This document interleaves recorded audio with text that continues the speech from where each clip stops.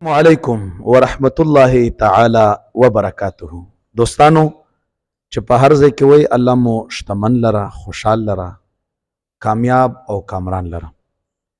یو ملګری تپوس کوي او وای چې په خوب کې د عطر به څه تعبیر وي. یو انسان دی هغه سره قیمتي عطر دی او یا یې په ځان باندې ولګوي یا یې څوک ورکي یا د سره دی یا خوشبويي تخیږي یا په دکان کې اخلي یا چا ورته ورکړل یا عطر ویني او دی ورته ګوري، د دې به څه تعبیر وي؟ دام تقریبا هغه اوه اته تعبیرونه جوړیږي. ټولو نه اول عطر دا سنت دی رسول الله صلی الله علیه وسلم دی. رسول الله صلی الله علیه وسلم فرمای چې عطر څوک درکي او تکیا څوک در تکی دي او شودې څوک درکي دا به ته نه واپس کوي، دا خامخا ته قبلوه. عطر چې څوک درکیم قبول کا، تکیا چې څوک در تکیم دا ته عزت کوي قبول کا، او شودې چې څوک درکیم ته اخلی واپس کوي ما. نو عطر چې دی دا سنت دی نبی پاک علیه السلام.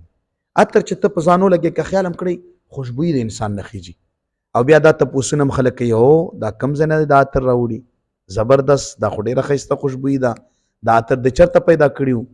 نو عطر چې دی دا خوشبو او ښه کردار دی.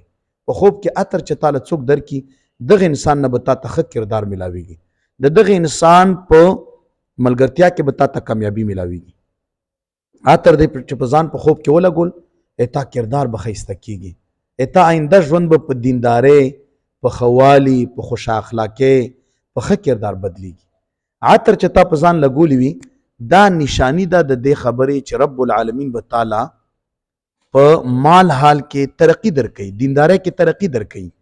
او چې عطرو ته ته ګورې او ډېر عطرونه دي تا سره، انشاءالله د تا په بدن کې به د تا په ژوند کې به الله پاک ښه صفتونه راولي، هغه د سخاوت، هغه د اخلاقو، هغه د شجاعت، هغه د همدردۍ، هغه د رحم دلۍ، هغه د دیندارۍ ښه صفتونه په تا کې راځي. او که تا چاله عطر ورکړل معلومیږي دا چې ته به د نورو خلکو دپاره فایدهمند جوړیږي.